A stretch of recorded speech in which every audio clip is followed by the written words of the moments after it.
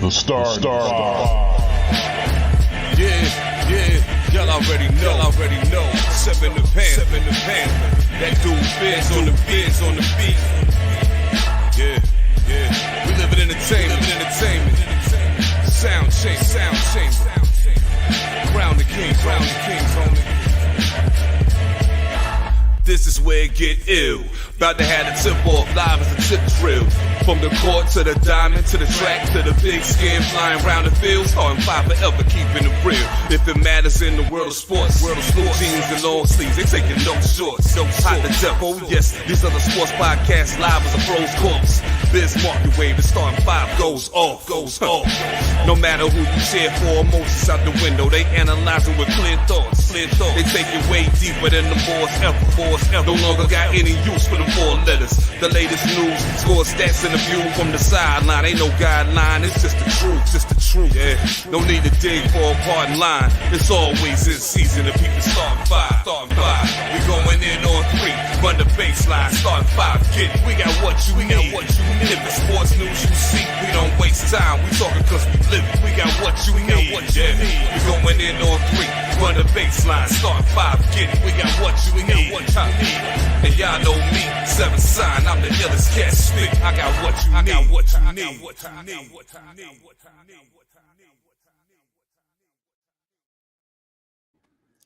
Each and every week, we always got what you need. I sound like I got my librarian voice on, but fuck all of that shit. What's going on, everybody? It's your boy, the mayor. That DJ named Ace 5, your mom's favorite fat guy, all the way from deepest, darkest Africa. We are back with the newest episode of the Starting Five. And TJ is back with the newest fucking connection that he might freeze up on again. What's up, good brother? What's up, man? Sorry for the technical difficulties. I don't know what the fuck was going on. I just had to restart the whole shit and flush it out. So looks like we're above board and running. Beautiful day today. Beautiful weekend. Had a great 4th of July weekend. You know, no complaints, man. Life is good. Life is good. Well, we'll get through the weekend stuff in a minute, but yes, sir. We got to say what's up to our mans and them. Yes, sir. What's up, Ed? Long-time contributor, Ed Molina. What's good with you? What's good? Nah, chilling, busy, just work life, but busy good, man. I'd rather be busy than not. So staying out of trouble. Indeed. I feel you. But yeah, your TJ said we came off of a fake Independence Day. We don't really celebrate the independence part because it's not for us. Yeah, exactly. I say we've been free for minutes, but it ain't for us no more. You know what I'm saying? But yeah, man. I mean, other than that, though, long ass week that turned into a glorious weekend for me. Because besides the fact of, y'all see where I'm at right now. I'm not normally at home. I mean, normally I'm at home right now. But your man stumbled upon a PS5 yesterday. And now I'm finally in the gang. Finally got my PS5. And it was just on some incredible shit. How I found it. I was going to get the wife and kids from the mall. They was just leaving the movies. And I had to stop at work. Wow. Stop at the bank to go take money out for rent. And my bank is right next to 2 stores over from GameStop. And because I got in a certain amount of money this week to get all my bills straight, so now like all my credit cards is fucking paid off finally. I did spend a little bit off of them, but I could get them back to zero easier. So I'm on the right track finally after fucking months. But good for you, man. Congrats, man. Thanks. But I just said, yo, let me look over there because I was actively Googling online, and earlier that day, I almost pulled the trigger on StockX because somebody had the Horizon Zero West edition for $640. But after taxes and StockX fees, it went up to like $7 and change already. I didn't pull the trigger because my homie Willie was like, yo, nah, we're going to get you one. We're going to get you one because he's good at finding the shit, doing the bots if he needs it, all that shit. But go back to walking into GameStop. And I just said, hey, because the lady was doing something on the computer while the other girl was helping on the doing the cashier. And I said, hey, just quick question. Do you have any dates on any PS3, PS5 releases? She goes, I happen to have one in store right now. I said, I'll take it. She's like, you didn't hear, but she was like, you didn't hear what it is. I was like, it's a bundle one. I said, I'll take it.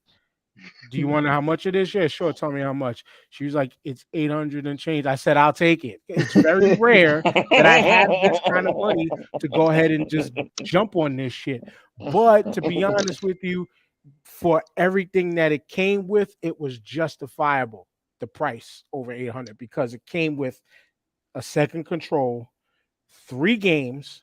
One of them is a digital. The Horizon Zero West is a digital download. Came with Battlefield and came with Elden Ring. 3 games my ass don't play.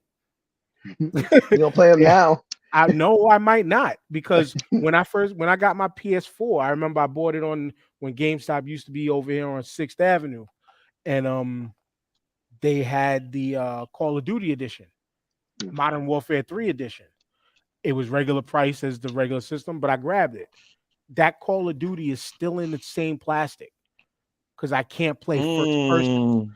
I can't play first persons. I can't play open world because I get sick.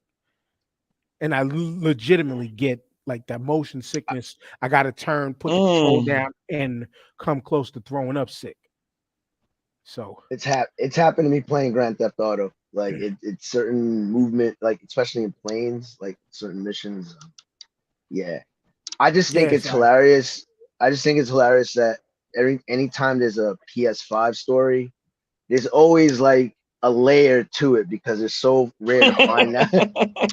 Yo, like, it was I got it. Yo, my man's got the plug and he got the hookup, and trust it's always a story. Like it's like it's never a direct purchase. Nope. It's never a direct purchase from just outright. You know what I'm saying? The best stories are the man, I almost got one stories because it's like finding Moby Dick or something. It's some Ahab shit, like the white whale. Yeah.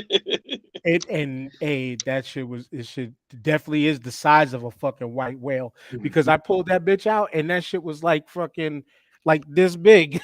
Like the machine is like that big. I pulled it out. It was like holding a fucking baby. But that shit is huge, but it is well worth it. The kids are playing it right now. I had to go. Hold on a second.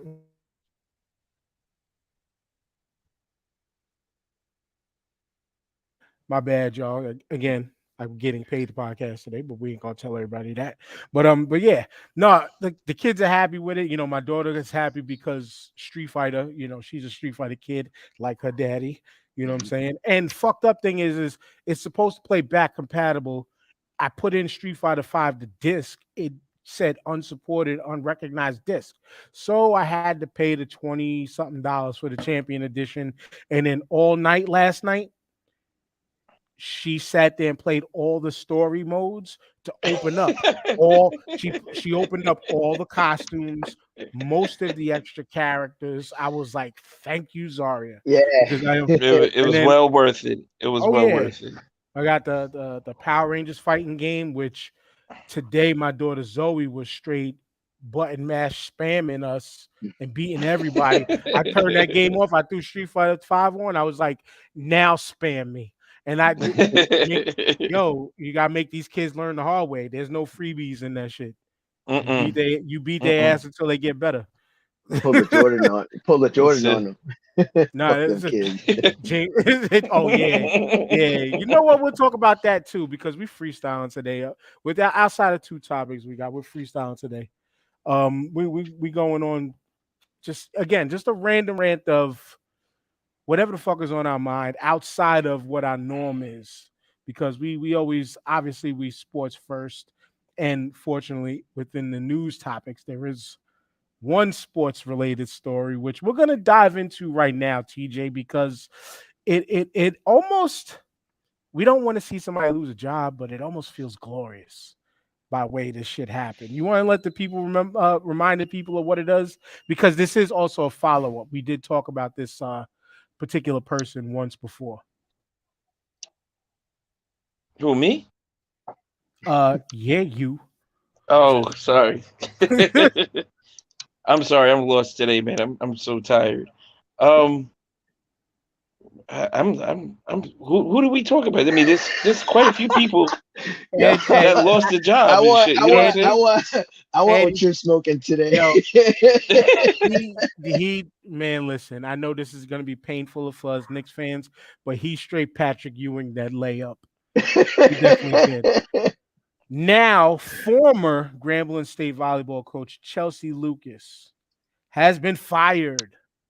Now, if y'all remember, we talked about this woman when she decided Oh yes. because it wasn't her program, and you know how we talk about, oh, this isn't name this coach here's person, this name here, this name coach here guy, or whatever. Well, this lady, when she got hired as Grandma State's volleyball coach, she decided to damn near cut off the entire team, fucking up kids' scholarships, fucking up opportunities for other kids. I believe some other kids transferred schools because of this lady, and now this woman lost her job.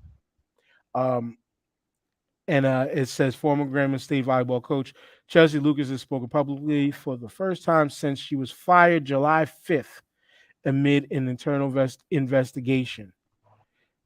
Okay, and this is from quoting her comments. This is from News Star website. When it first was announced that I got the job, there were previous athletes that I had coached that came together with student athletes that were on the Grambling State volleyball team. They, I would say, got together and had a plan to get me fired. Lucas claimed the current member of the Grambling State team approached to reveal the plot. Before being hired at Grambling State, Lucas coached at Alcorn State and at Arkansas Pine Bluff. If that is true, and these team members conspired against her, putting that college education into Ed, use. Ed, Yes, you were on the show the last time we talked about this chick when it happened, You just yes. might have and we been. were all saying if she don't place, like, if this is not a top ranked team, if they're not like gunning for some type of chip, it's a wrap for her. We said that out the gate, and that was back in like February or something like that. And It was that's the thing. crazy, and it was just No, retarded. the thing is that she came in so heavy-handed. I think both things can be true. That she was just a crappy personality, crappy managerial style, as well as they plotted against her because of her managerial style. Like I think both things can be true, but she did that to herself in the heavy-handed way that she came in. Now, when, from people that know more about college sports, I've been told this is kind of the norm. It happens more often than we think, which I'll take them at their word since they have more knowledge of that college scene than I do, as well as it just, even if that's the norm, she did it so publicly, like so matter of factly, and she made the university look bad. She made her managerial style look bad. Obviously, she affected the livelihood of these women that lost their scholarship, and so everything that could go, it was a perfect storm of everything that can go wrong, could go wrong, did go wrong. You know? What's ironic is though she wiped the slate clean and brought in the players she wanted, and it still didn't work out. She got still fired. How? What? And you I'm know what it sorry, but is. You know what it is too. So we grew up, and some of us played like high school ball. We grew up with that like heavy-handed coach that just took no crap from no one. Like you remember Jimmy Johnson used to brag, "I'll cut somebody on the practice squad to put everyone in line." And Bill Parcells had a very matter of fact. Tom Coughlin, if you were on time to a meeting, you were yeah, 10 minutes late. And that style in today's era, today's kids with nils, that's not going to fly anymore. The kids are more empowered. The players are more empowered, and they're also savvier about knowing their rights. It's some of the stuff that some of these coaches did back in the day. Like if it happened in the streets, people would throw hands. Like and so she probably came in with this old school approach in this new school era. And again, you better be Bill Parcells and Nick Saban to be that attitude, that crap. Like I said, you said it best. Even she poisoned the well, even with the new people in place. She still managed to rub them the wrong way. You know what I mean? Like How? Did they, like, I don't even. These are your people.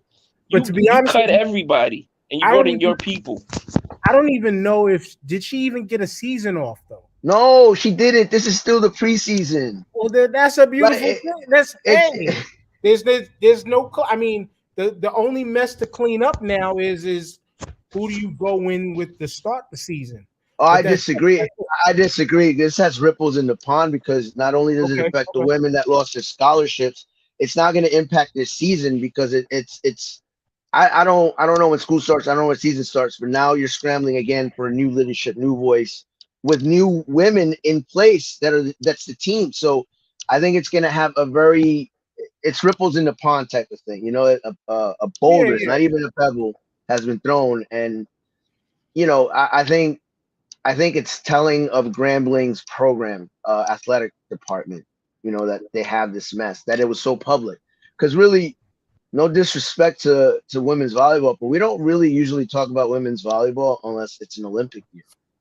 Yes, you know, and so she put this program in a bad light in the most public of ways. Again, you got to have like a Thanos crappy managerial style to rub everyone the wrong way.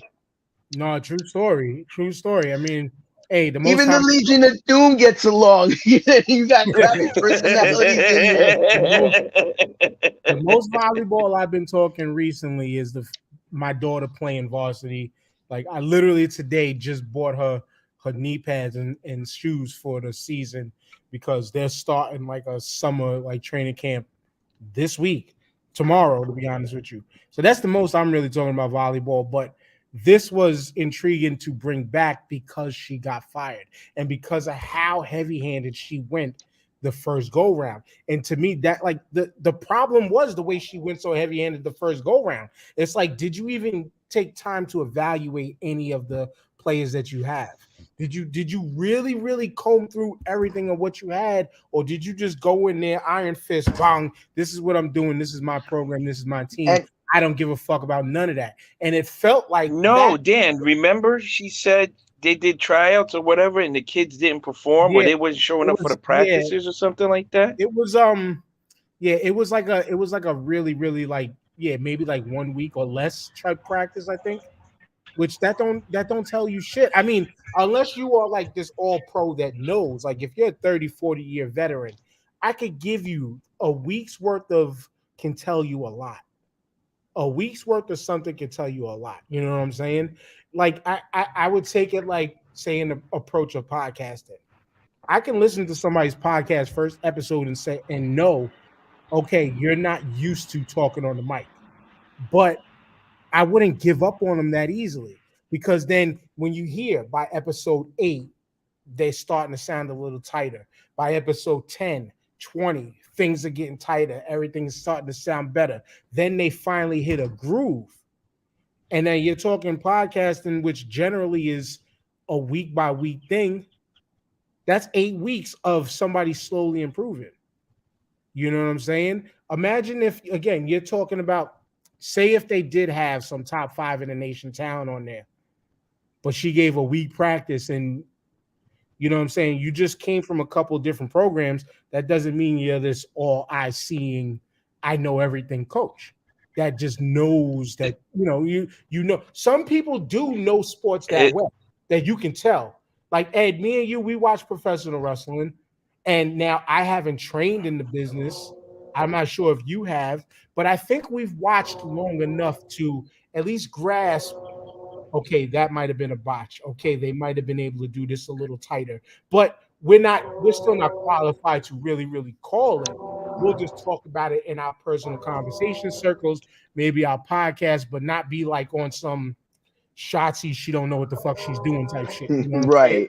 Yeah, and perfect way to say it because there's a lot of people who've never touched in the ring talking about, oh, she needed to go back to the performance center. You don't go to the performance Right, center but to run up a ladder. it's like Ed said, her coaching resume doesn't carry the weight for her to make these power moves that she did That out the adds, gate when she got hired. that adds on to the She point. doesn't have she doesn't have the wherewithal or the gravitas to say, yo, I'm wiping the slate clean. None of these scholarship kids is worth a fucking wet paper bag in here, and we're gonna start, and I'm gonna build it from scratch with the people I want. She's like he said, she's not a Bill Belichick, she's not a Saban, she's not a Parcells. Hell, Hey, give me a she's not Pat even Summit. a That's a Pat Summit move. yeah. Like Pat Summit can walk in there and cut the entire basketball team on a week's practice because she's Pat Evans Summit. Well, You know, Dawn Right. Staley can do that. You better be that good if you're gonna. And again, there's an argument to be made. Hey, she wants her own team. Like I understand there's pros to that, but again, how heavy-handed was your managerial style that it got so public that it Grambling, again, Grambling's not some volleyball powerhouse, and here we Powerhouse. are, Right. we're not even I'm assuming UCLA is a good powerhouse. We're not talking UCLA here, we're talking Mm-hmm. no disrespect to Grambling or the HBCUs. I'm sure they got quality programs, but judging from their record, they ain't one. It's not the one. So I don't know. Like I said, it just, to me, I see it as karma. I notch it to karma. Like, you do good, you get good. You do crappy or act crappy, you get crappy. And yeah, like I said, both things can be true. People are gonna plot against you if you come in so heavy-handed. What do you think was gonna happen? Again, you're not Pat Summit. pretty much. Yeah, your reputation does not precede you in this case at all. At all. What where your titles at? Where your D1, Division 2, Division 3, who cares? Where's your title at? You got some championship on your resume as a player, as a coach, something? Well, your background, who's vouching for you? And like I said, man, I definitely don't like to see somebody lose their job. But it was just the circumstances in which she put almost 12 other women through in cutting them. This doesn't make me feel bad.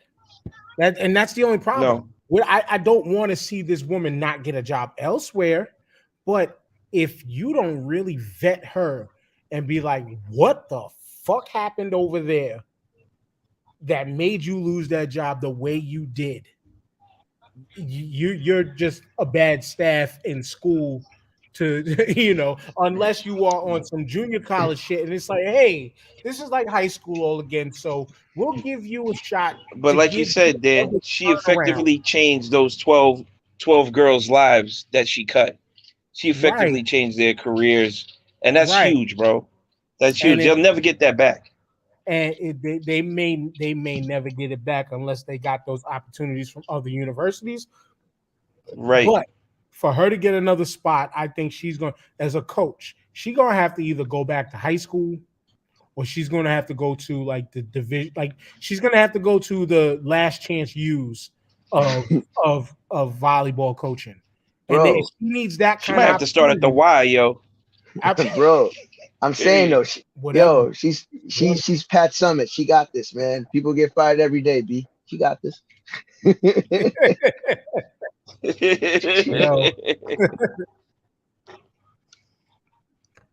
If she don't learn now, like, anyway, go ahead. Sorry, from one trip. No, she fucked up. She fucked up. You're right, but I was gonna say, from one tragic story to another tragic story. More shootings. I did hear about this one. I don't have the information on that happened in Ohio, in Akron, Ohio. 90 shots at somebody who didn't have a gun. Killed somebody doing deliveries and shit like that by cops. But the one we're talking about, yeah, it was a traffic stop, and they shot him 60 times. 8 cops. 60 times. 60 rounds. Yeah, 60 rounds entered and exited his body.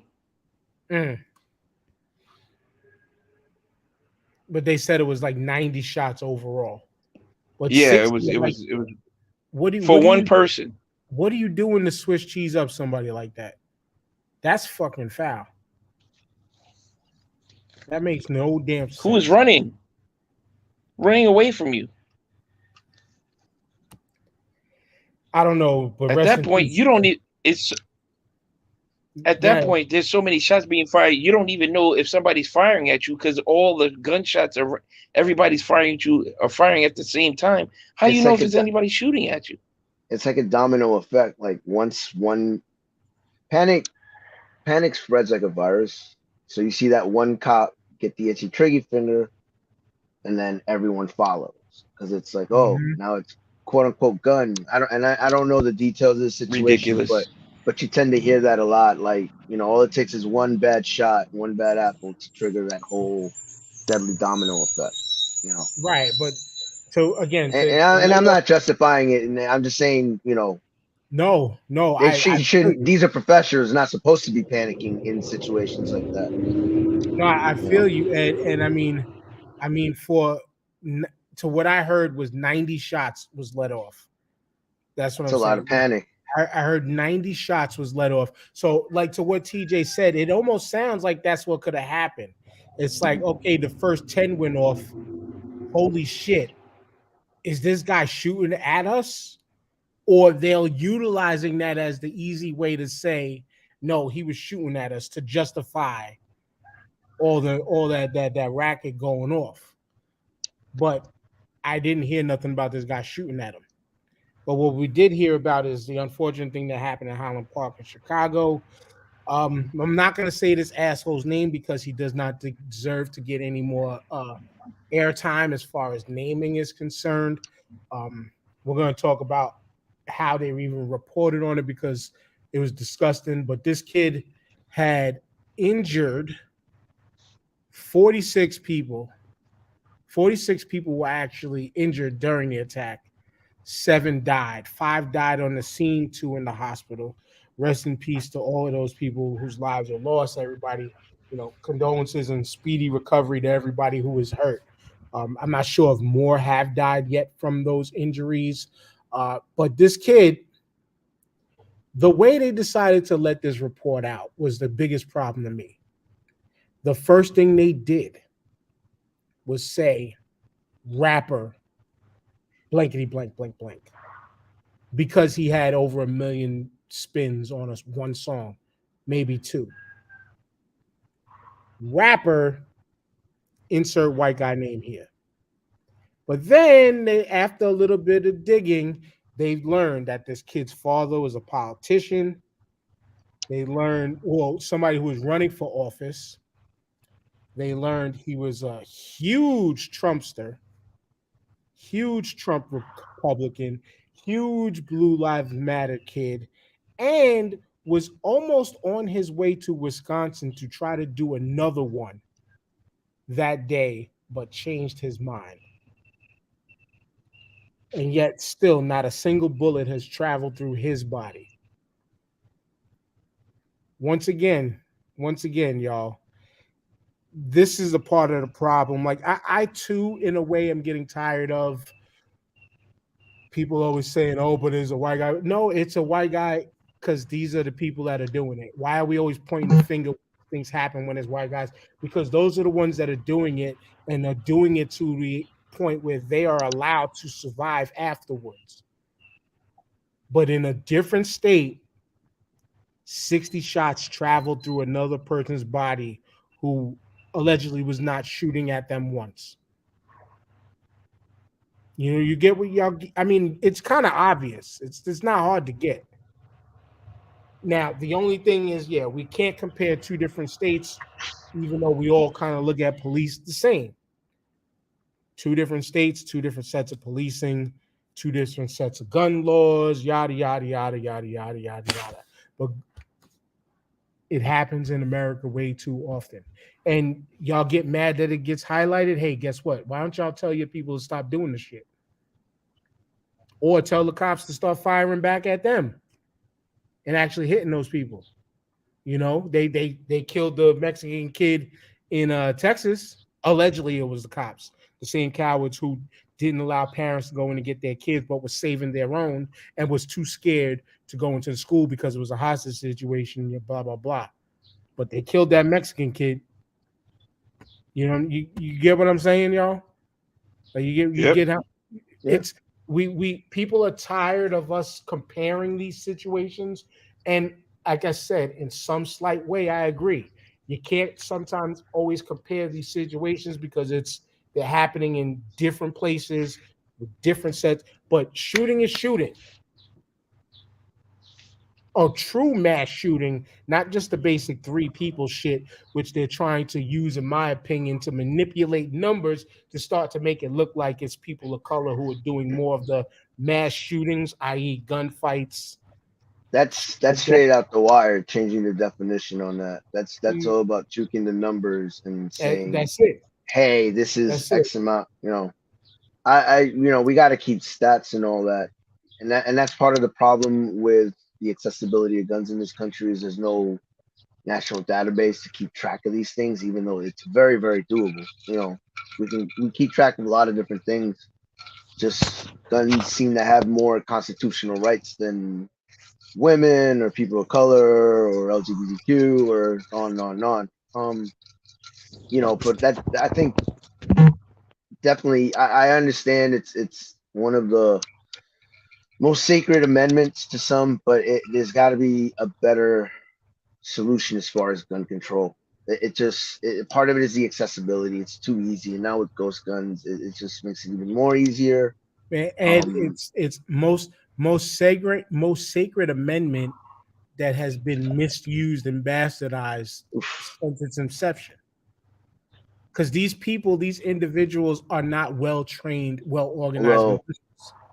Although if we're doing a Kentucky Derby of the Constitution, that freedom of religion is getting put on steroids lately too, huh? Oh, they're trying to wash the shit out of that. Like they kind of ignore that separation of church and state, huh? But freedom of religion all of a sudden, and the hypocrisy with that, it's because the Supreme Court, it's not one ruling. Miranda has been stripped down. Obviously, Roe versus Wade has been pretty much eliminated.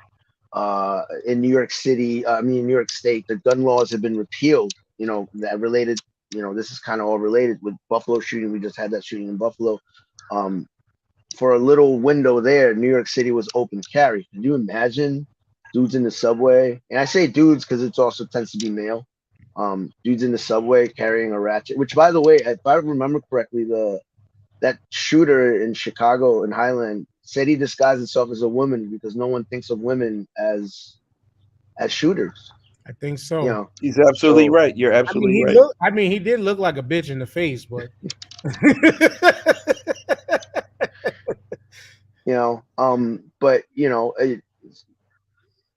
Supreme, unfortunately, every gun law will be challenged now in this very skewed Supreme Court. But I think we got to still continue to vote for and it sucks. I know some people don't believe in voting, but like right now, it's the only solution I can think of out within the box or outside the box. Trying to put in more anti-gun legislators in there at every level, not just federal, but also state, city. We tend to overlook those elections for the presidential elections, but those are the ones that have bigger impact on us. Like weirdly enough, voting for the dog catcher has more of an impact on us than voting for president because that mangy mutt biting people on the street, that dog catcher got to take care of it. I know sometimes Mayberry town, like, they vote for like dog catchers. So, but to your point, it's patterns. It's hard to miss the patterns. Yeah. Well, go ahead, TJ. I want to get back to the New York situation too, because that was something we could have covered like a week or so ago, but we was taking some time off. Plus, last week was a little different. Right. I want to get back. So it's funny that Ed said Mayberry situation because the shooting happened in type of a Mayberry situation type town. I mean, the last time there was a homicide was back in like 2000 in this town, and it was a very affluent area. This is where rich white folk live, and now this would never happen to us. This is a downtown Chicago problem. This is a hood problem. This is everybody but me problem until it happens to me problem. That's what the people you're dealing with. You know, it ain't a problem until it happens to me problem. You know And what it that was? happened right where it has. What's That that? was that was come and knock on our door. We've been waiting for you. Yes. What's And funny? I'm sorry. Go ahead. No, go ahead first. Go ahead. no, go ahead, go ahead, go ahead. I was gonna say to your point. You remember when New York City reopened at first, and the actor Rick Moranis got attacked in Central Park. Somebody just ran up on him Yes. and slapped him. We're Yeah. talking about Rick Moranis from Little Shop of Horror, Rick Moranis from Honey, I Shrunk the Kids. And I turned around to my friends and I was like, yo, listen, there's a crime wave about to hit New York City. Because if you can run up on Rick, anyone can get it if Rick Moranis can get it. And it's been true. It's been true, though. Anyone can get it in New York lately. Like, But that's always been a thing in New York. Anybody can get it. But Giuliani also tried to put himself on that train too by way of a little tap on the back, and he was assaulted until we all seen the video. But TJ, go back. My bad. Yeah. How bad, TJ? Yeah, no. I mean, like, you know, these people don't think it can happen in their small town, their little affluent area. Yes, it's going to come to your area more often. It's going to keep on happening because you think it can happen. You're going to get touched just like everybody else has been getting touched. You know what I'm saying? We were horrified. The kids were horrified. Welcome to the fucking party. Hey. And it's more too, to your point, just to add on more to your point. I'm sorry once again, but when it happens to you and you think, oh, it don't, you know, it was so large of a situation, and because of today's time with the what's that damn app that I call the snitch app? Oh, crime app. What's it called? Citizen app. When you got I hate that Citizens app. when you got Citizens app, when you got live streaming, when you got the internet, period, they can't mask something like that and hide the fact that that was a politician's kid anymore. So yeah, this shit's gonna be knocking on your door more and more because guess what? Little crazy ass Billy is being found out about, let alone like the Buffalo kid and the Texas kid leaving their whole manifestos online, TJ. So they're even they don't have the time to try to cover these things up. That's why it's approaching their doorways. Also, I want to know, because this dude covered every base of the definition of this term, why isn't he being charged as a domestic terrorist? Because that was a fucking terroristic act if I've ever seen. These people were terrified, running for their lives, grabbing people, leaving shit behind, tripping over each other, trying to get away, dumping kids in dumpsters to hide them, hiding behind alleys and what the fuck is he? I mean, this was domestic terrorism. You don't need to claim a religion, a sect, or anything. You're on American soil, terrorizing American people. That's domestic. And these people were fucking terrorized. That's terrorism. Bong, bong. That's it. You got the both. Your man filled the bag twice. At the very least, that's a hate crime charge. At the very least, like at least, regardless who the people look like you're shooting. Listen, didn't Illinois mess up the Jesse Smollett case? I mean, they did. We're not talking. Talking about the best judicial system. They did. They I don't know. Charged the gay Tupac with a couple months in jail, I think. But yeah, they fumbled that bag severely too. Bro, if that dude was brown and his last name was Muhammad, it'd been a fucking rap, bro. We wouldn't even be talking about it. He'd probably been dead. And, you know, it would have been some type of Muslim or, a single cell attack that they would have fucking trumped up some wild ass story when he was just like, fuck it, I hate all of y'all. And I was just shooting randomly at everybody. I didn't give a fuck. My name is Muhammad. I'm from, south side of Chicago. Been here all my life. My family's been here for hundreds of years. We got nothing to do with any religious sect. Fuck it, I'm a Christian. You know what I'm saying? Like, It has nothing to do with anything. But no, they can't even mouth the words of domestic terrorism in this dude's case, which is fucking insane to me. Insane. I think a lot of that too has to do with the MAGA aspect of it, and I think that's also what brings it so much media attention as well. It's look, I mean, the guy produces clicks as much as we hate him and that whole crew, political crew. So I think that aspect is what's preventing. I mean, look at how January 6th has been spun. You know, some people refuse to call it an insurrection when that's what it looked like to me. You know, they were running up trying to change an election. If that's not the definition of insurrection, I don't know what is. But here we are. You know, that I think that's also part of the dynamic in this. You know, people are treading lightly because it affects their political sensibilities. You know, I'm not saying it's right or wrong. It's just I'm saying what it is. And at some point, you got to say fuck all of that, though, man. At some point, you got to say fuck all of that. What you did was wrong. What you did was foul. You know, this is America. We have allegedly a higher standard than every other fucking country in the world, right? We have set the bar for democracy, capitalism, and freedom of every fucking wanted thing you want. And we are been just dragging the fucking gutter with everything we could possibly do in these last 6 years, even during this term. Like, what are you doing? What are we doing? We're not setting the example anymore. We are the example. We're the example of being shitbags, and the rest of the world laughing. Yes. Rest of the world Yes. laughing at us. You know what I'm saying? But and then too, rest in peace to the longtime prime minister over in Japan, who, you know, they rarely ever see gun crimes. Yo, that's bananas. That's the definition of assassination. Holy crap! Nuts. He wasn't even in office anymore, I think. Oh, who holds that? No, grudge? he wasn't. Jesus. Insane. But condolences and rest in peace to that guy. But I wanted to just to stroll back to the New York situation, and the Supreme Court thing. Well, number one, with the Supreme Court shit, I think what has to happen to try to like nullify those assholes over there is the court systems in these states got to figure out ways to not have things head their way. And I'm talking from quote unquote blue states. You know what I'm saying? Like states that are not as conservative, whatever, however you want to politically assign a state or whatever. Stop having cases go their way. Now, well, they'll be fucking bored. And like, you know what? Like Clarence Thomas's coon ass.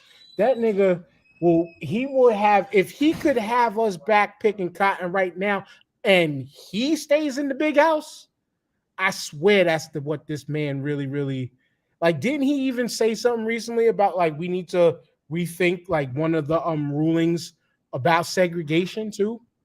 And it came out of his mouth? I don't know. No, that was a senator. Oh no, that was a senator. That was a different senator. You're right. Thank you. He wants to bring back Brown versus the Board of Education. Well, like, let's bring that back. Like, what the fuck are you talking about, man? That's kind of the thing. The precedent that Clarence Thomas has suggested in his brief was that we need to revisit some of these laws.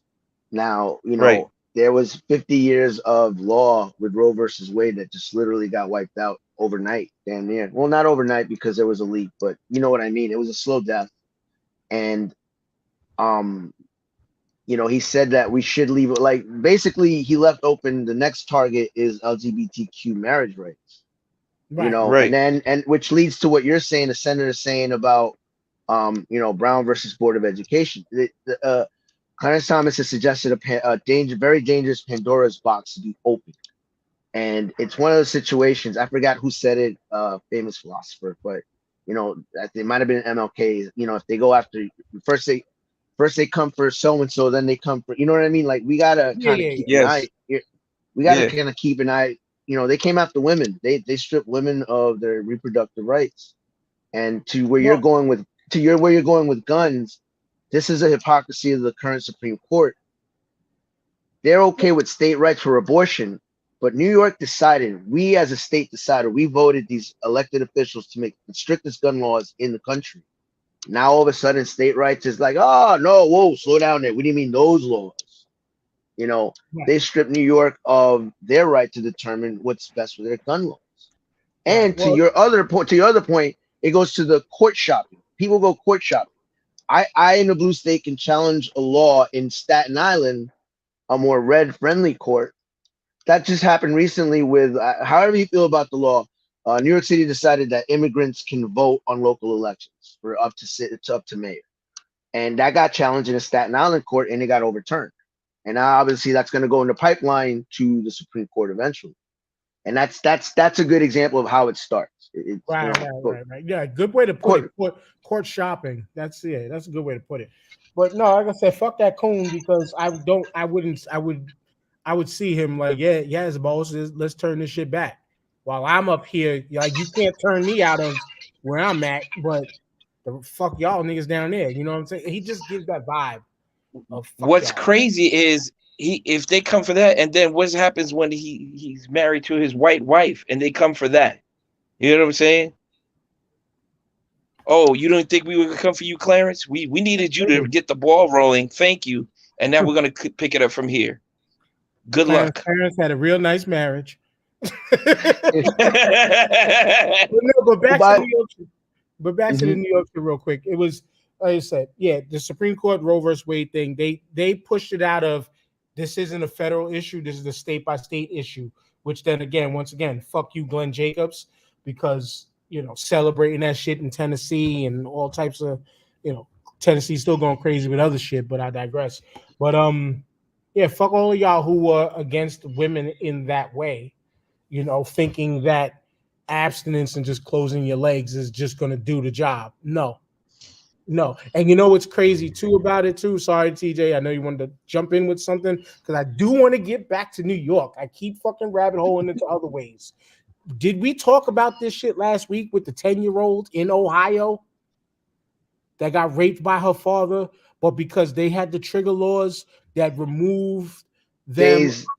Yeah, that's a messed up story. After the signing, a fucking 10-year-old got raped by her father, pregnant, and fortunately they had the means to take her to another state to get done what should have gotten done. That's the disgusting shit behind this Roe versus Wade situation that we wasn't even trying to go back on. But go ahead, TJ, and then I want to spin back to the New York thing. No, so like there's other repercussions, because these dudes shoot themselves in the foot consistently with approving these laws, right? So these politicians, these millionaires, whatever, in these red states, they all got side chicks. They all got mistresses and all that. Now, when these chicks get pregnant, you got to pay extra money, not only to keep them quiet, but to ship them to another state. Yeah. Who's footing that bill, bro? Because that shit is going to get exposed 10 times over. Well, you know what? I'll kind of equate that to a conversation I heard yesterday. Well, not I heard, but I was talking about with somebody in a cigar shop when I was in and out of there yesterday. And the guy was like, all these people complaining about the gas prices and shit like that, but you're still driving these big ass cars. And it was kind of like, you know what you're getting yourself into. So these same people who are playing hypocrite, these same people who are playing hypocrite and going against these laws because fuck you, my Bible reigns supreme over nearly everybody. You know what I'm saying? And literally, my Bible reigns supreme over nearly anybody. Double entendre there, boss. But yes. So real quick before you go any further, it's like I want so a lady. But go ahead. Right. So a lady in Texas got pulled over in an HOV lane, right? Mm-hmm. She just said, the cop was like, she's like, well, there's two of us. He was like, there's nobody else in the car. She pointed to her belly. This is in Texas now. And she said, well, Wade just passed. And they said, this is a fucking human in my body right now. So how are you giving me a $275 ticket when there's two people in the car? Officer still wrote it up in the ticket. Yeah, the officer still wrote up the ticket, and now she's suing him because she's using the laws to work in her favor now. You fucking idiots. But you fucking idiots. That gives a round of applause. I wish I had the drops for that because salute that lady for playing these assholes at their own game. You can't be selective about it. In Texas, they're like 6 weeks in. That is a human fetus, and that's a person. This chick was 34 weeks pregnant, full term, all this. She's like, nah, I'm right. My man is riding shotgun right in my gut right here, and we are allowed to ride the HOV lane. There you go. You can't tell me that's not a human when the state law says that this is a human in my body. After 6 weeks. When you still After 6 weeks. You can't even fucking tell you're pregnant until almost like 2-3 months down the line. You know, but again, we're men. We're not supposed to be talking about that allegedly. We're not supposed to be on their side allegedly. You know what I'm saying? I wouldn't say that. I think this discussion needs to have. No, I hate the word. I hate the word allyship, like, because I don't trust allies. Like, allies seem so temporary. I don't. But we got to be supportive. You know, whether it's in the ballot voting or even talking on it. I think.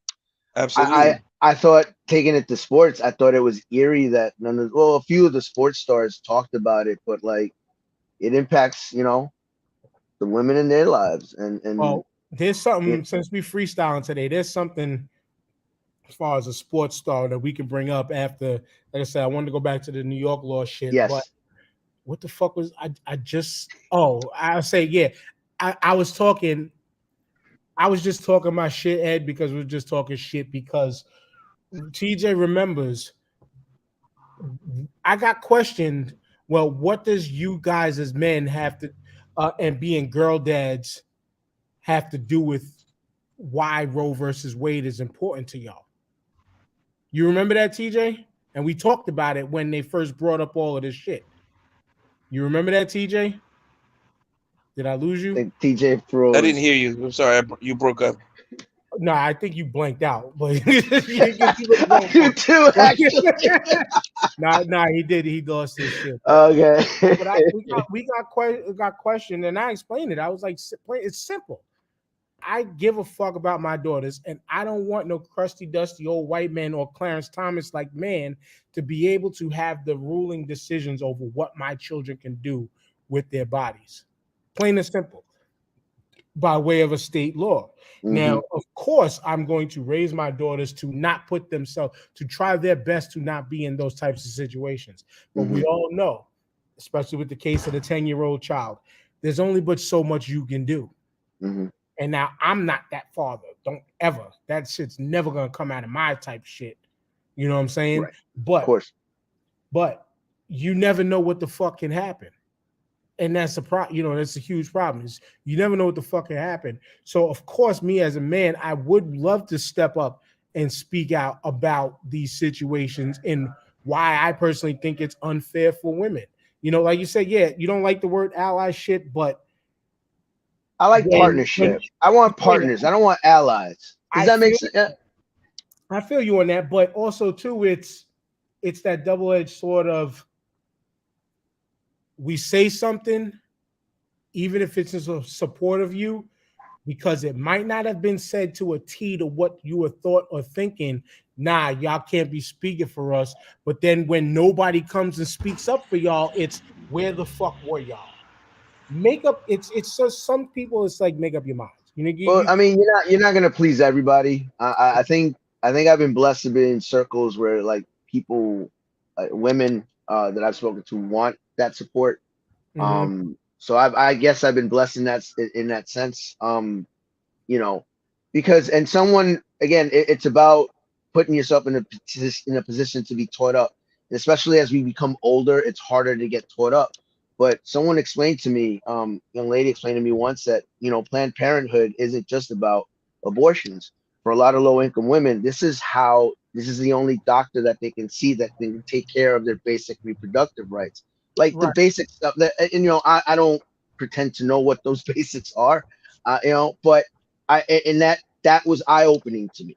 You know what I mean? And that's, like, oh snap. Like I thought it was, but X, Y, and Z percept, you know what I mean? And so then you look at the problematic history of course, the Sanger family, and then it's like, it's like it, you know, it's like you can kind of feel the other side because it was kind of created in a eugenics kind of Of mindset, course, but it's evolved into something it, else. yeah, it was something that was a negative turned into what some don't perceive as a positive.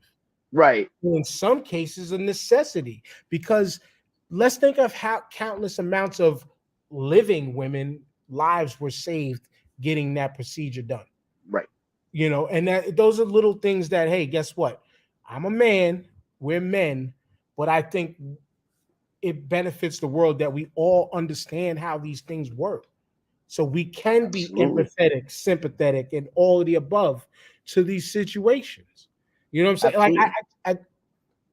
I don't get where people get mad and would hate on somebody for understanding. Now I get Well, it. You get upset when somebody's not thinking like you, or not, or may not think like you, but doesn't share the same thing. It's like, right. oh, you could look at somebody like, oh, I thought better than you of that, or whatever, whatever.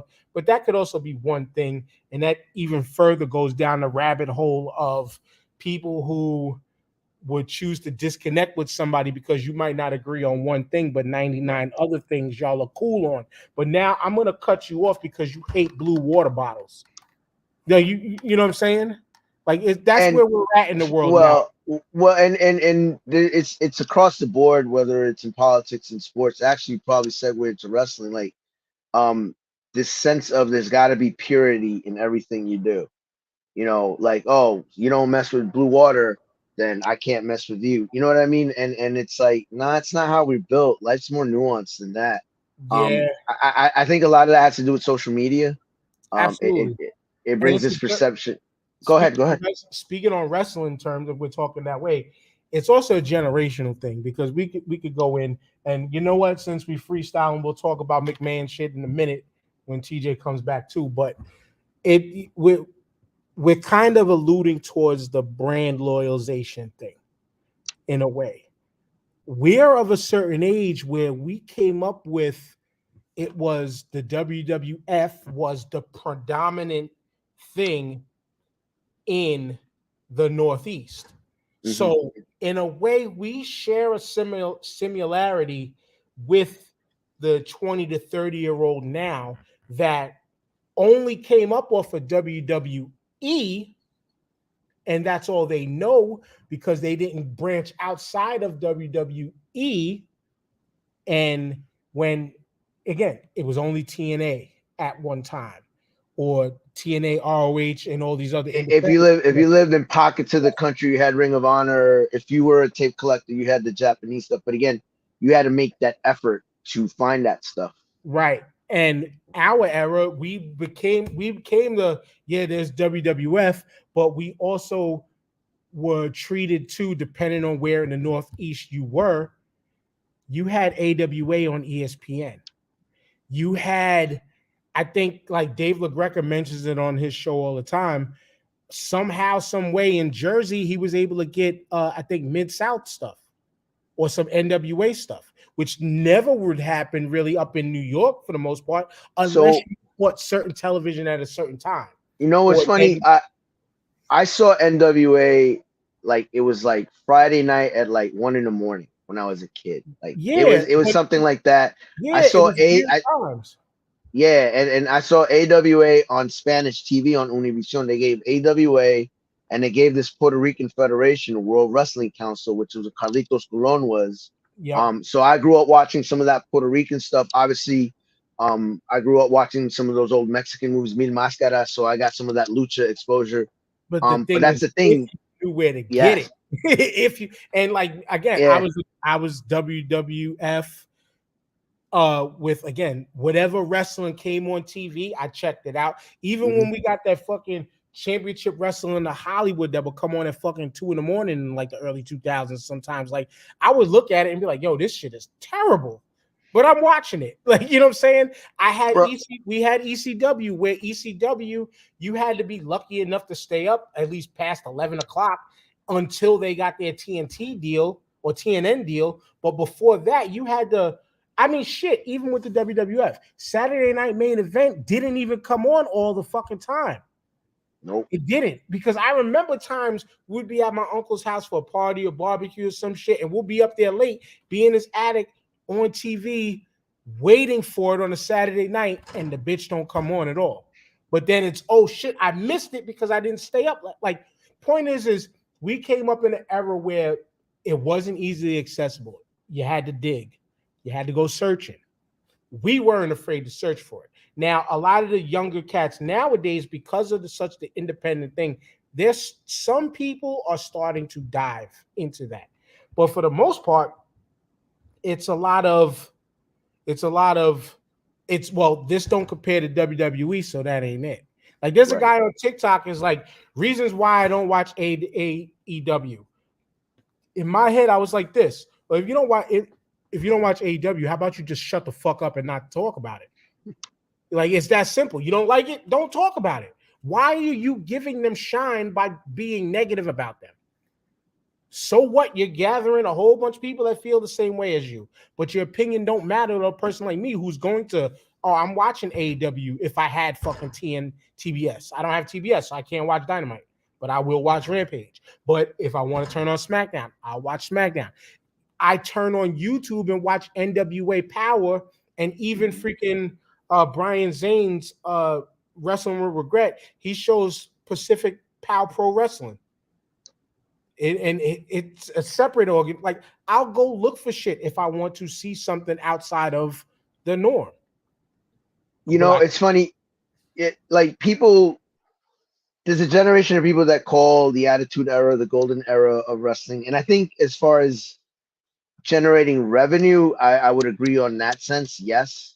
As far as quality, well, not quality. I'll put it to you like this.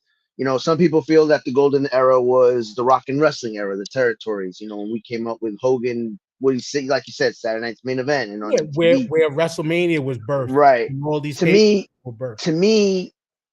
this is the greatest era of wrestling. To me, and it's because of the accessibility to digital. I can stay up. I'm going to stay up to watch the G1 opener, the New Japan Pro Wrestling Tournament next week, Friday night, Friday going into Saturday. I'm going to stay up till 5 a.m., have my little bit, beer ready, maybe go buy some sake or something to watch the G1. I didn't have that. I didn't have that 5-6 years ago, or even 10 years ago. I can watch Stardom, women's Japanese pro wrestling now. I can watch, I watch Triple Mania now, you know what I mean? Because it's on Fight. I can watch Major League Wrestling, you know what I mean? Like, and there's so many cool little things going on that maybe they're not generating the same revenue as the Attitude Era, but there's such a good variety that just one last thing. To me, that's what makes the what is it, the internet wrestling community so toxic. They're so toxic. To your point, we were saying that but to your point, about the TikTok is like, yo, why are you focusing with so much cool stuff out there? Why are you focusing on the miserable? If it's miserable to you, and that's the thing. If it's miserable to you, why the fuck are you paying attention to it? That's it. Like, it's that simple. It's like one of the things that I do on my TikTok page, well, for the Start at 5 podcast, that is, but it is mostly me doing all the content. If you are negative comment, or if it's a negative thing off of something, most people get off on doing response videos to the negative comments. And it's usually to the negative commenters who don't have a profile pic, don't have a profile, don't have no videos up, or have fake ass names, and they're giving energy to fucking bots that are nobodies. Why? Why give energy to a fucking nobody when I could give and show love to the person who is positive, who is doing the thing? And this is where, there was something I wanted to go to, but it kind of spins into the situation with Shotzi. I did name drop her before, you know what I'm saying? But again, I want to go back to these comments. Shout out to Kurt, Omega's son. He said, salute and wellness, Star 5. I just looked at wrestling recently and didn't know what was going on. And he said, my colleague told me many of them come from Long Island, named them and said where they grew up and trained. Amazing. Yeah, a lot of the AEW talent recently is like MJF, Chris Statlander, Matt Cardona. Those are just the names to name a few. It's Cardona and Hawkins school. It's their school in Long Island that's producing all this talent. I think Deanna Purrazzo also came out of there. And she's a Jersey girl. Yep. They whatever they're doing out there in Jersey. Her Hawkins and Matt Cardona. Which shout out to Matt Cardona won me over in the Indies than he did. I hated Zach Wright. Yeah, absolutely hated that. Woo.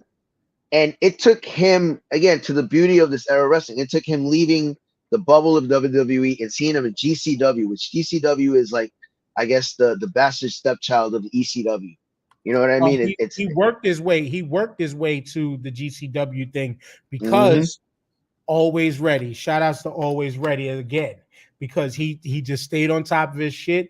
He realized the importance and the utilization of social media, grew his following from there, made his appearances each and every place, I think with the exception of maybe AEW, but he did the Impact, he did NW, he's still with NWA, just lost. He's still with Impact. Yeah, it just lost the title, but made his biggest mark with the GCW situation by way of challenging their god in Nick Gage and beating him. When he won, I've never seen that nuclear heat. Yo, I understand it was Plant, but I haven't seen that kind of nuclear heat when he won, and he was a bloody mess. I've never seen this side of Cardona. I've always seen the woo-woo side. But yo, he really put the work in he knew how to work that crowd. He looked great in the ring, and then when he won, that heat, just people throwing stuff. Oh man, like you can't. It was only because that crowd didn't respect him in that lane because they looked at him as a WWE darling. So fuck you, get out of get. That was a get off my lawn moment that turned into no, fuck you. I got your belt. What you gonna do with it? It was great. It was great the way he played that. It was outstanding. But talking back to the troll situation, and he said I go back to the Fabulous Freebirds and the Von Erichs. Of course, I think we do too. But my first taste of Von Erichs was WWF when he came over as a Texas Tornado. But then I went back and learned and did the history about his family. One of those things that a lot of the youthful fans nowadays don't play get off my lawn. Like, we're trying to help y'all out. Go back and look. It's not going to hurt you because it's just wrestling. But the problem within that, before I get back to the troll situation, is you can't look at 80s wrestling, 90s wrestling with a 2022 eye. You are not going to get spot monkey wrestling from the 80s and 90s. I am sorry. You are not going to get spot monkey wrestling out of the 80s and 90s. It wasn't that. Moves were done to set up another move to make sense towards a finish. Storytelling. That's what it was. And even with the spots, there was a purpose to it. You had teams like the Rockers, you had teams like the Rock and Roll Express, one of the greatest of all time, in my opinion, one of my top 10, Rock and Roll Express. So you had the what is it called, the B. Brian Blair and Jumpin' Jim Brazil, the Killer Bees. You had some, you had your fair share of high flying teams, but it was spots with a purpose. There was a build up to the spots. I think in that sense, I kind of agree with Jim Cornette that ECW ruined that in a lot of ways. But Gift and Curse, ECW. Whoa, let me rephrase it. I know. You know what? I'll let you go. I know what you're gonna go. Go ahead. Because when you mentioned Golden Era, ECW, besides the NWO, ECW is the reason for where we are right now. Yes. And it's not just because of the Spot Fest matches, because even in ECW Spot Fest matches, each thing was done to make sense to build to a crescendo in a match. Right. Each spot was they were tremendous spots, but they were placed in positions to build to a finish, not just I'm going to do a 450, I'm going to do a Canadian Destroyer, then I'm going to do a fucking 800 super kicks. Right. I am a fan that has no problem with that. But if you're doing it in a chain of shit, not just to make the fans go, oh, ooh, it's different. but to your point, it's how you process information, because you and I saw a crescendo, a storyline being built. If you're a kid that got influenced that goes into Exactly. wrestling school, you're not seeing the story. You're seeing the crowd pop, and you're seeing the athleticism, and you want to do that. Now, maybe that's on the wrestling school to teach you that stuff. Yes. And maybe that's why I give Cardona School so much props, is because you look at someone like MJF, how polished they are. You know, it's there's a method. Maybe with him, it's too much of the kayfabe is his problem. You know what I mean? Like, he lives the game. He don't have no problem, to be honest with you. You know what I'm saying?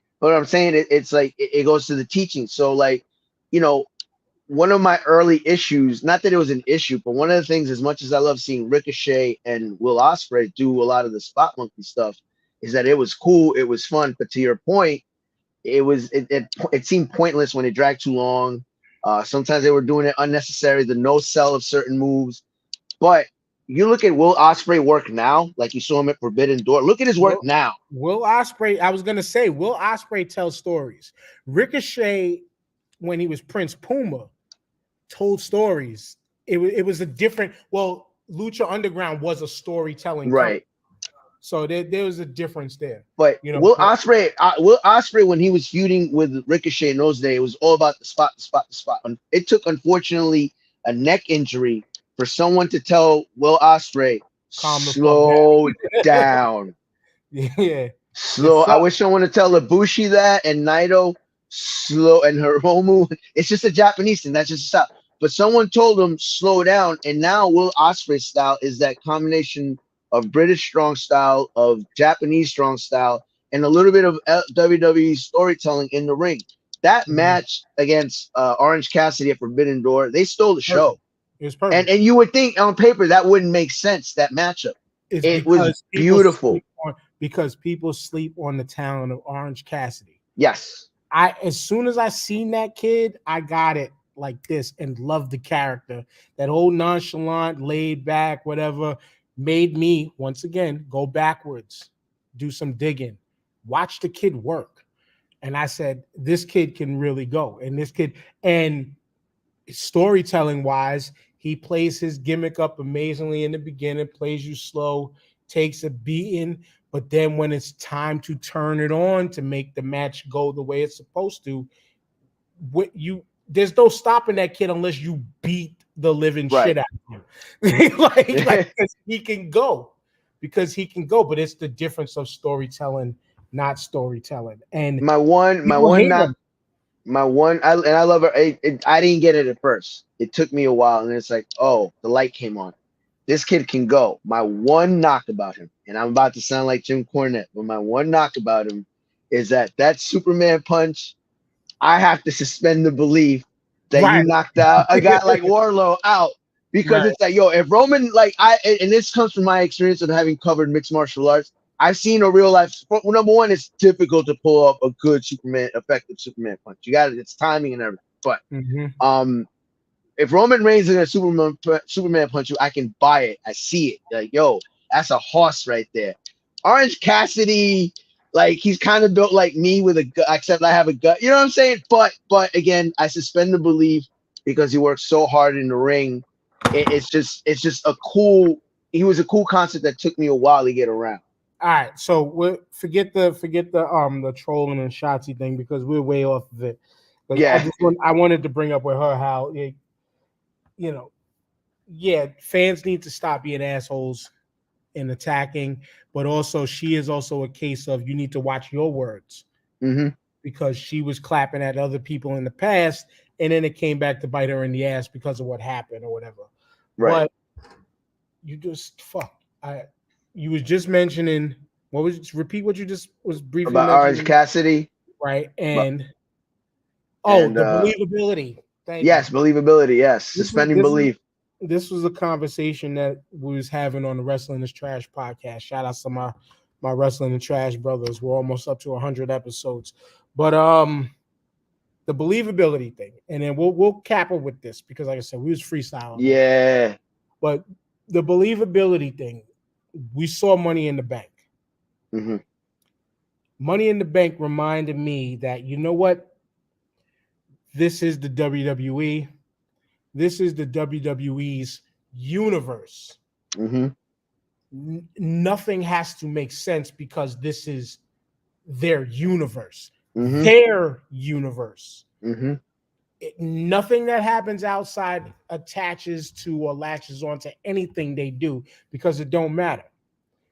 It called for me to question one thing, which I'm not leading to yet, but I'll ask you because we're of similar minds, but on the same wavelength, the age, experience with watching, yada yada. Congrats to Liv Morgan. The way they got her the belt was the only believable way for her to get that belt. Yes or no? Yes. And I bought it and I like it. And I'll tell you why. I having watched mixed martial arts a lot, Ronda Rousey, despite all the negative things about her, she went on a 4-year winning streak, winning 2 titles and just washing the division. She is a Brock Lesnar type of character that you're bringing in from MMA world into WWE. So the escaping the ability that Liv Morgan had to be a tired Ronda Rousey who just went hard against who was it again? Against Carmella? No. Yeah, it was against Carmella. No, Yeah. she fought Natalia. Oh, sorry, Natalia. Yeah. Which Is again you there's because Natalia comes from the dungeon. There's a believable. Why am I stuttering? It's believable. It's believable that she can hang with someone like Ronda if you think of like, well, she's from the dungeon, she knows strangleholds, blah, blah, blah, blah. Also too, because of her coaching ability, yes, as a wrestler, you needed somebody to give a great, which people said that they didn't like that match because I think there wasn't a lot of spot monkey stuff, and that's my spot monkey. But they put on a great wrestling match. They put on a very, and if you need somebody that might look like they can beat that little thick ass Natalia, looks like she can beat the fuck out of people. Yes. Besides the, like, as my boys say, she loves to beat on her sister's titties and her Instagrams and stuff. You know what I'm saying? But she looks believable against the Ronda because she has that pedigree, like you mentioned, the Hart family. She's attached forever because of her daddy, Neidhart. She knows how to stretch people. She may not be on the level of Ronda Rousey or UFC level, as far as a real fighter. Right, but she can stretch somebody like someone like me or you. She'll stretch us out. Not me. I mean, yeah. So good point. Yeah. But no. But I'm saying she'll put an ass kicking on like a normal dude. You know what I mean? Like, but it's the believability. It's levels. The believability thing that you was leading to with Liv, it's like, you had to have a Ronda who looked like her ankle was destroyed. She couldn't walk on it. And because, to be honest with you, storyline wise, I said this last week on the Wrestling is Trash, storyline wise, they missed a legit opportunity with Liv last year. But even in the ring wise, though she has vastly improved, she does not give off, I can beat any one of those women that was in that Money in the Bank match. She doesn't give that off. She doesn't. I don't disagree. I don't disagree with that at all. To credit of Ronda, because I know she takes a lot of flack for, like, she looked great against Natalia. She's progressed a lot. She sold that well when she heard Liv Morgan's music and she yelled, "Oh shit." That was a great selling. Those little things like that sometimes I look out for. It's like, because it gave you the illusion I just went to battle like hardcore against Natalia and now I've got this problem. Like, she sold it well. I think there was one little hiccup in that though, where it's almost like she slightly forgot that she had to continue to sell the ankle a couple times. Right. Yeah. But I do agree with that. Like, there's this sense of like, well, when's Alexa gonna beat her? Or when's Asuka gonna beat her? And maybe that's what you sell as a story. Maybe that you have this champion that seems somewhat beatable, that seems to be overcoming the odds, which is kind of Liv Morgan's story. That's who she is that they're trying to sell. is that she's the constant underdog that rises to the top. Now, how long that lasts, maybe till SummerSlam and Ronda gets the title back. You know, I don't know. But I think that's how you sell it. You have her beat your Nikki Ash, you know, your Nikki Crosses. You have her beat your Carmelas or your, Brooke. Alexa Bliss's, because to be honest with you, Alexa would do the job for her. I think Alexa would do the job for her. But as far as believability, Right. Alexa's size, like she doesn't, they match up because of their size. Yes. But when you look at one of the things I heard was like Bully said it, they need to give her like a Shayna Baszler and put her over a Shayna Baszler because she needs a big bad. But I don't think that. I think that this was just fan service. I agree because WWE doesn't usually do fan service. You know what I'm saying? Like they're very about taking away their toys away from. For once they gave the fans what they wanted, and then they took it away. I like Austin Theory. I'm okay with what they did, but then they took it. I know a lot of people seemed upset about it. So. Well, that there was another thing, because that's the other one is the theme of believability. The theme of believability.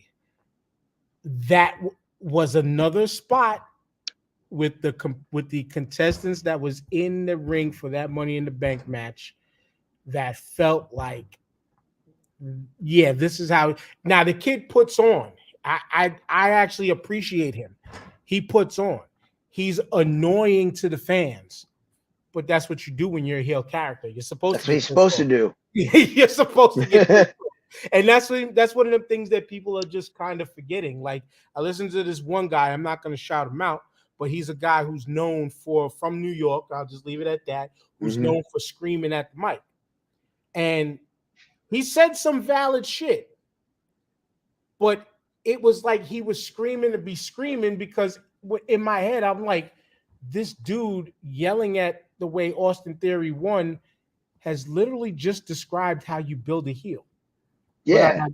But it's like, it's the believability thing of, yeah, we know Vince McMahon said this is the next Universal Champion eventually. Okay. Make a believable story in how he gets there. John Cena's going to put him over at SummerSlam. He needs to. And I agree with that. And he will. Cena's all about doing the job. He'll do the job. I think so. But I think that's what's going to be needed. Because so far, so good. We're pissing everybody off. And you know what? It's a good reward for the kid for doing the job for Pat McAfee. Which ended up being, because it ended up being kind of like the moment, like being at Mania, that was the moment that McAfee and then Stone Cold comes out. No one was expecting Stone Cold at that second night. It was all about the first night. And then, so when he came out that second night to make the save on Pat McAfee, and, some people would feel some type of way about doing the job to Pat McAfee. I think he's earned his stripes in his own way. He respects the business. He retired, from what I've been told, he retired from the NFL early so that he can go do WWE, because McMahon is like, you can't get too old or we won't take you on. So part of the reason he became a podcaster and is because he wanted to make his money while still doing the WWE, like live his WWE dream, which he had a ring while he was in the league. Yeah. But like shout out to Omega Son. He said throw him off the top of the cage. Man, that was one of the fucking funniest Hell in a Cells when Brock Lesnar went in there and just like toyed with that kid. But he showed to be a bit of a bump machine, being able to take all that shit from Brock too. So in a way, he's kind of playing himself the good hand into the good graces of not the fans, but the company. Right. But it's the believability thing of somebody. Shout outs to the dude, what's his name? Pro Wrestling Kingpin on TikTok. He made a post recently trying to explain a way to make sense about Theory winning the title against Roman. I don't think it'll work, but he's not believable to beat Roman. There has to be a bunch of chain reaction things to him to eventually get there, but believability, I just wanted to talk about it because believability was one of the themes that I was bringing up on the last week of Wrestling is Trash. And when it comes to the WWE sense of things, just throw any sense of believability out there, because it doesn't matter. They're going to do what they want to do, and that's it. That's how I know, because they don't play with the outside world. They don't really play with the outside. It's and that's fine. Listen, I also am a fan. I'm part of the Marvel movie universe. You see where I'm going with this? I also like the Star Wars universe, and yeah. that's entertainment. You know what I mean? Like I think people want it to be kumbaya like AEW. I think it's cool that we have these options. You know, we have this Disney form of wrestling, as I call it, which is WWE. You That's know, what I call it Disney too. a part of that, I still watch it as an attachment to my childhood, because as we talked about, we've been, you know, I remember going to the newsstand to go buy my Pro Wrestling Illustrated. You know what I mean? To see what was going on in the other feds. And so they decided that this is their approach. Is I would love to see WWE do something like Forbidden Door. I would love, and I don't care with who. It could be Major League Wrestling, it could be Impact, Ring of Honor, whoever they want to do it with. Now, I'd love to see them do something like that.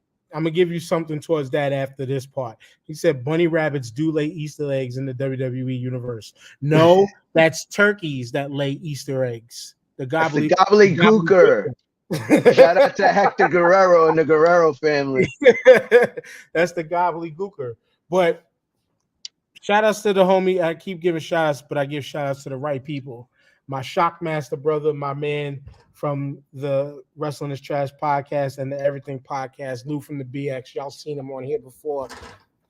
He was making the points on how he kind of feels excited that the true Forbidden Door might be opening eventually, which would be WWE and AEW, because AEW has allowed some of their talents to go back to WWE to work with them. Not in the ring, but Bryan Danielson went back to be Daniel Bryan on camera. Mm-hmm. Paul White went back to be Big Show in tribute to John Cena. Respectable. The first one that opened up was Chris Jericho on this on Broken Skull Sessions. So I made the point, and we'll kill it after this, but I made the point that the WWE has the right to be like, nah, y'all need 5 years in, then we'll consider doing something like that. What do you think about that? I think that's fair, because they're still a fledgling company. I mean, what in their year 3? They're still going through growing pains of any startup, even if that startup is started by a billionaire. I think the fact that Tony Khan is such a fan of wrestling, just history of wrestling, makes that door slightly ajar. I think what needs to happen, and we're kind of seeing the pieces moving in that direction, is Vince has got to go. Yeah. And I don't know if Vince beats this case or not in this era of Me Too. That's tough to say. This might be the company's out to finally get rid of him, even though he is synonymous with the success of that company. But I think the company's in good hands with Steph. I think it's in good hands with Triple H. As much as he is despised, I think it's in good hands with Nick Khan, who understands the TV side and, most importantly, the digital side of making money, which is why they're making handmade. So they have this deal with Saudi Arabia, however you feel about the politics and whatnot. So, and they brought on Jeff Jarrett to do the live events. Yep. And it's literally like who better than a Jarrett to do live shows, knowing their family history and ties. And you probably heard the story that McMahon, when he was facing a steroid charge for distro, that the doomsday plan was to have the Jarrett family while he was in jail, run the company. So there's a relationship there with Jeff. Long time. Jeff obviously has experience running a company with. However you feel about Impact. Look, Impact's been 20 years around. I just saw Slammiversary was a great pay-per-view. I mean, we were talking about like the diversity of wrestling. Impact has been doing some great stuff lately. But listen to Jeff Jarrett's podcast and listen to him. He tells the stories and all the connective tissues to these things, and you'll understand why he was able to get back there and do bounce around. Like But he does great deep dives on his show. but to your point, going full circle, I think with Triple H and Steph understand. Look at what they built with NXT, how indie it felt and how cool it was, and how some of my best wrestling moments. I'll say it. I like the NXT Black and Blue era better than a lot of the aspects of the Attitude era that everyone's so fond of. There was a lot of cool wrestling, a lot of great mat wrestling going on in NXT, and that's Triple H's baby. We already seen what he can do when he gets the book. Between him, Steph, Nick. Now, whether they want to sell the company to NBC, Peacock, whatever, or Disney, that's a whole other matter. But now is the time to kind of squeeze Vince out, considering they could save face and save the company and look like heroes. Squeezing Vince out. Easier said than done. It's his company. But the problem behind the whole thing with Vince is if there was NDA signed, if there was private deals signed, the problem realistically in some ways, not saying he's not a sexual deviant. When you're doing payouts for sexual favors, there's a problem there. But is he being charged with anything? I haven't heard no charges of anything. No, but if he used corporate funds, he's screwed. There's a problem in there. But right. If he uses personal money. Right, but that's what the initial report that came out with the first woman was said that he paid over $4 million of his own money. That's all we, the public, have to go off of. And the other problem behind it was, I know we mentioned it, I think on Wrestling is Trash, and shout outs to my No Spots brothers. They mentioned, which I agreed with, if there was a quid pro quo type of situation of you do this, I'll pay you this much and you'll get this at work, that's where the other problem is.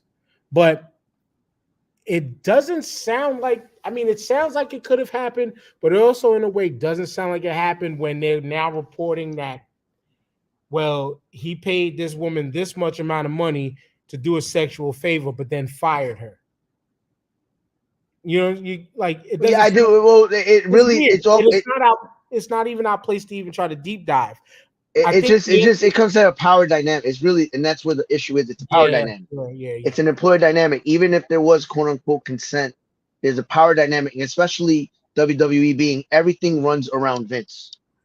There's a big power dynamic of not like whether it's the writers, the talent, the ring boy, everything runs around Vince. And so saying no to the boss becomes problematic. Okay, I can't say no to the boss. Shit, I gotta sign. We don't know if these women were pressured into these NDNAs. There might not have been consent because of the power dynamic. And this is what I mean. Like, okay, he beat, Vince has been Teflon for a long, long time. If you want to save face, this is a more, I guess, woke era of wrestling, if you will, because Tony Khan's all about being more inclusive. We see that a lot in the talent pool. This might be how you squeeze that out. It may be scary for some. That change may be scary for some. But again, I just feel like between Nick Khan, Steph, and Triple H, the company's in good hands. Yeah, and to be honest, I hope it goes that way too, because Triple H, we know he's one hell of a sports entertainer. But if you know Triple H, he loves professional wrestling. Do you know how much he loves Kyle O'Reilly because of that? Like, you can see it in the way they pushed him. Like, all those guys, the whole Undisputed era. Well, Kyle O'Reilly was amazing. Yes. He's fucking amazing. And it's not like to see what they said, fuck what you're doing over here because you lost to these guys on TV because, well, y'all dummies decided to try to go head to head with them. That was the problem. Y'all tried to go head to head with them and lost because of the cockiness behind winning the Monday Night Wars, in my opinion. You shouldn't have did that. You threw the developmental league. Like, even I hate calling NXT the development. You threw the indie league at them. That's a better way to frame it. Because I don't think it's not fair to call it a developmental league, even though it was there was some developmental going on. but you had guys like Samoa Joe, you had guys like Killer Cross, you had guys like Undisputed Era, you had And guys like Timothy Thatcher, and so but it just here's the thing on that, Ed. It was supposed to be a developmental that turned into a true third brand that they did not have the vision for. They didn't have the vision for that because you can see it by way of, the recent call-ups within the last 3 to 4 years before the black and gold went down. Most of them were terrible. And especially, how the fuck do you drop the ball on a Keith Lee on the main roster? Adam Cole, I get it because of his size and what's normal in the big time. I get it.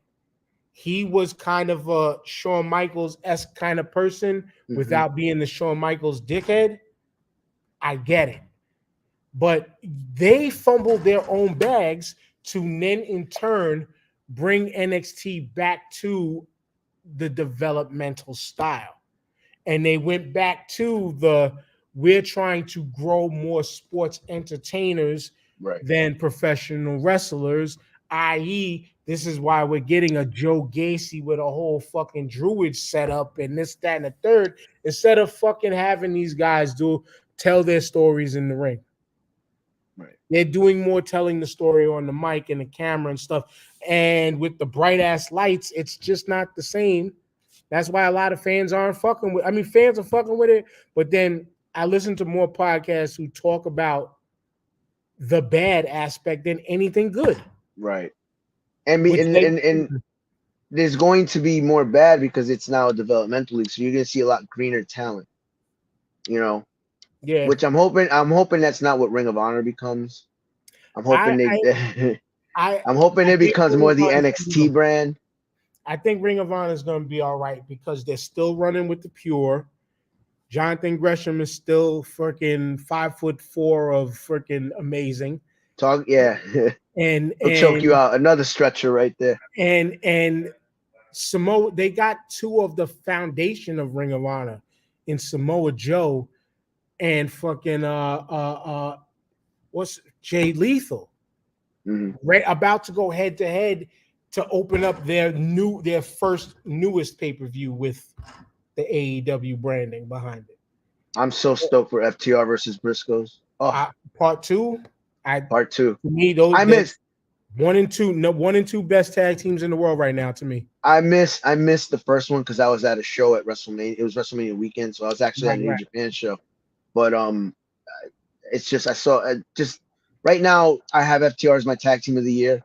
I actually have the Briscoes 3. I have the Usos too. Weirdly enough, I only put the Usos underneath the Briscoes and the Bucks because the Usos only wrestle in WWE, and it's almost like they've only wrestled Riddle or in and the Street Profits. That's fair enough. That's fair enough. But they've had quality of matches 100%. that have been on par with anything that the Bucks or FTR or the Briscoes have done this year. I have the Bucks.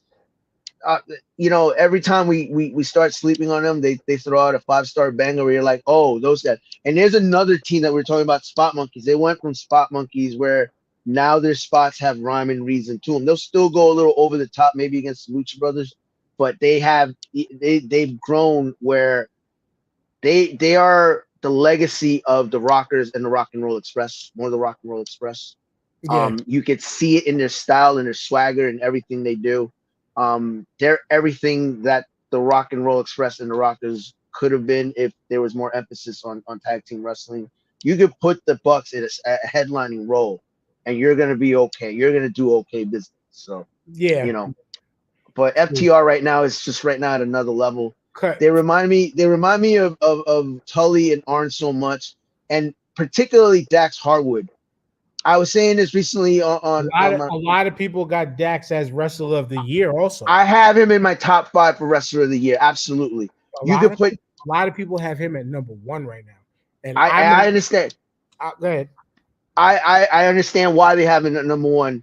But the thing is, you could put Dax in the singles, you could put him in a tag team, you could put him in a trios, you could put him in a cage, you could put him in a Shark Tank, you could put him in the bathroom in a phone booth. It doesn't matter. You're going to get a near 5-star match with him. The only reason I don't have him in my like higher than like I have him in that 4 or 5 spot is because he doesn't have a title run right now.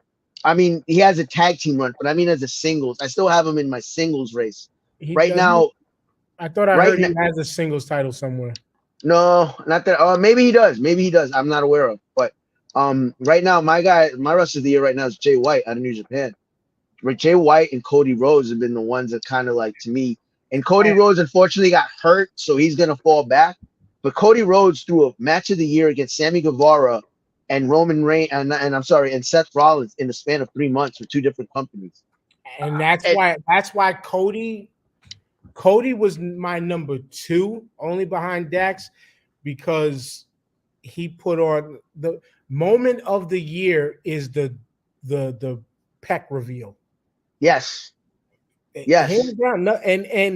And to complete the match with an injury that you couldn't further injure and put on a hell of a no one would have been mad. No, that's match of the year for me right now. Dude, and that's it. Go ahead. Was not a Seth Rollins fan for so long until maybe last year. That put Seth Rollins way above the fucking moon to me. That showed me how